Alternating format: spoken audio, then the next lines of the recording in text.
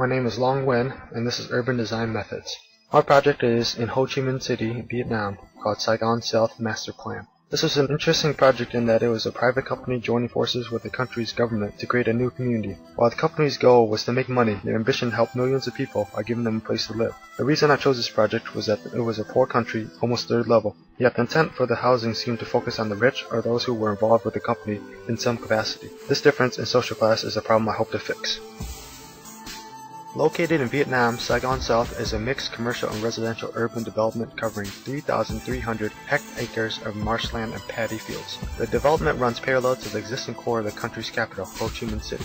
The city's population has nearly doubled since the Vietnam War without the support of a planned development. This was proposed as an alternative to sprawl, which lays a framework for a city of islands for 1.5 million residents. Approved in '94, the developers were Skidmore, Owings & Merrill, and their clients were a joint venture between the Taiwanese Central Trading and Development Corporation and the Vietnam government. The Central Trading and Development Corporation, CT&D in short, was in search for new and unexplored markets and proposed to develop a new area to the south. It is defined by 5 zones: New City Center, University Place, High Tech Center, and 2 merchandise centers, all linked by the Saigon South or Nguyen Van Linh Parkway, the most important traffic access in the area. The total investment is estimated at $242 million and is one of the largest international standard master plan cities in Asia. New towns such as Saigon South became strategic points where government strategies clash with the dynamics of global networks, and the pressure of urban growth dynamics interacts with the drive of economic development. Skidmore, Owings & Merrill used the following concepts in this award-winning project. The master plan was designed to function as a comprehensive planning tool intended to help Ho Chi Minh City manage the physical expansion generated by extensive economic growth while safeguarding its significant cultural and natural assets. The key urban design concepts were enhancing quality of life by integrating cultural, recreational, educational, and similar facilities into the new city's neighborhoods to ensure they have a civic dimension. Maintaining a sustainable ecology through creation of an environmental framework that helps manage the region's hydrology, water quality, flood system, and shoreline ecosystems. Managing sustainable accessibility by creating a new pedestrian and trans-oriented transportation network that reduces the need for acquiring or using an automobile. Creating a sense of place by introducing the concept of a city of islands to confer a distinctive character on a series of walkable neighborhoods. And creating an adaptable framework that establishes essential qualities but permits the community to grow and evolve in response to shifting market situations. The data analyzed was collected from various sources and was used to develop a series of design alternatives. Some of the information found included land uses, poverty rate, number of poor households, electricity consumption, population density, identified slummed communities, and flooded sites. Human visual perceptions of the area were also incorporated. Data was then translated into SketchUp and Google Earth to analyze and divided using the SWOT, strength, weakness, opportunity, and threat analysis technique. One of the strengths is the blue infrastructure, which has a 10-minute walking radius from the center of each community. The boundary of the study area is mostly defined by rivers and canals with a 10-minute walk accessibility from the center of each community. This also has the potential for alternative energy. The location is also a strength. The location of the study area is conveniently located south of the core of the country's capital. More links between the area can improve the access and strengthen the relationship between the two areas. The light yellow represents 0 to 1,500 poor households. The brown is 3,000 to 4,500 poor households, and the yellow is 12,000 to 13,500 poor households. The rate of poverty and number of poor households are considerably high in the study area. This increases segregation and should be mitigated to increase unity throughout the area. Another weakness is the land use typology. Red is commercial, yellow is residential, and the blue is industrial. The residential and commercial areas have been rigidly divided in this area. Commercial spaces can be sprinkled within the residential, creating a more social and/or cultural ecology. An opportunity can be found in the annual energy consumption in the area. The energy consumption in the area is even throughout despite the difference in poverty. Alternative methods of energy can be provided to keep the cost of energy use down. The green infrastructure allows for an opportunity as well. The amount of parks in the area is very minimal. Addition of more parks will increase the interaction within the community. A threat is the difference in level in the area. While the surrounding water is an asset, it's also a problem. The low elevation of the area makes it prone to flooding. Elevated structures and parkways could solve this problem. The gray infrastructure is a negative as well. Many of the communities in the area have 1 or 2 entry points, making access difficult. More entry points will open the communities, making the location stronger than before. Based on the data analysis, I have come up with 3 solutions. Option 1, diminishing boundaries. Option 2, improving life quality. And option 3, an overall improvement. For option 1, the concept is to improve the gray infrastructure, allowing for better access into and from the study area. This gives the opportunity for new communities and will also help with the segregation that is apparent in the area. This carries SOM's concept of managing sustainable accessibility and creating a sense of place. The forum was created by connecting different areas with a large quantity of buildings lacking access to the existing gray infrastructure. This helps remove boundaries in the area through the introduction of these access points. The intersection of these new paths are enhanced with scenic gardens to provide more natural elements to engage the community. Programs intend to improve the effectiveness of transportation and the existing gray infrastructure around the community. Scenic gardens will serve major intersection points as a point of interaction.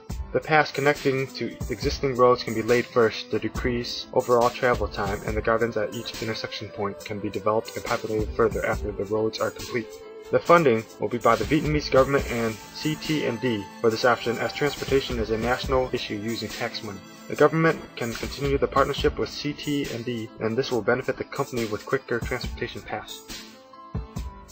Option 2. The concept is alternative sources of energy will be introduced using the existing blue infrastructure and the existing climate, solar, water, and wind elements. This will reduce the overall energy consumption and need. This option follows SOM's concept of enhancing quality of life and maintain a sustainable ecology. The forum was created by placing hybrid dams around the community and connecting them with lines to reach each other within the study area. They will provide the community with energy to consume. Each of the dams also serve as a pedestrian bridge and have windmills and sun panels to collect solar and wind energy. This program is intended to improve energy consumption through the use of alternate sources. This is possible by capturing the vast sunlight and wind in the area and tapping into the existing blue infrastructure. The dams will be installed in phases by first placing a few in the most energy consumed areas and gradually place more in the rest of the area and tie them together, creating a more sustainable community. This is a community benefited concept, thus the members should fund the majority of it while the government makes a difference. A partnership between the government and local energy providers can both help and enhance this energy consuming ecology.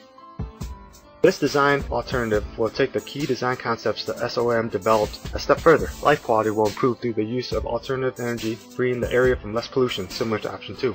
This also helps maintain a sustainable ecology using the existing infrastructure of the area. By improving the gray infrastructure as vision in option 1, the idea of sustainable accessibility is enhanced. Additional parks will be added as nodes within the green infrastructure, creating a sense of place. These ideas will be truly sustainable as they can be reused and adapted through time to serve the needs of the community. The forum was created by filling in voids of unused areas within the community. More buildings and bigger parks are added to develop an enhanced and united sense of the community. Each new ecology is greeted with a transportation garden hub located nearby and a hybrid dam attached to adjacent blue infrastructure to supply it with energy. Access is granted from every direction of each enhancement, which taps into the existing gray infrastructure. Each building is also elevated to reduce the effects of local floods that are prone in this area. Along with the new additions to the green infrastructure, community centers and small retail buildings encourage and give the community the opportunity for more social interactions without having to travel far as they do currently. This will help unite and strengthen the bond of a well-forged society, something that seems to be lacking based on the research of this community.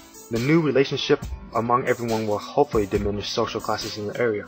This program is to improve the sense of community by building points of interaction, and access to these points are enhanced and thoroughly powered by the environmental conditions. It's essential to first build access to these communities and then the community itself. The next and final phase is to power each area with alternative energy sources. This is jointly funded by the government and the community with help from CT&D, as everyone reaps from the benefits. A partnership between the government and both CT&D and the local energy providers will make this option possible.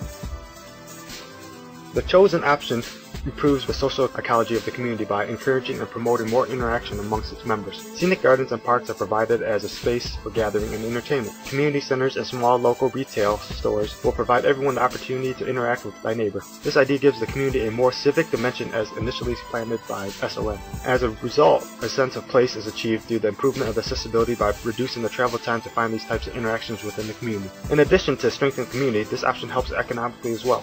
It will save money and create jobs by having positions to maintain the gardens, parks, and dams. The source of alternative energy is provided to give the community members a way to live more sustainable using the existing climate, and tapping into the previously untouched potential will save everyone more money in their pocket. This is a poor country, and each member of the community value what they earn.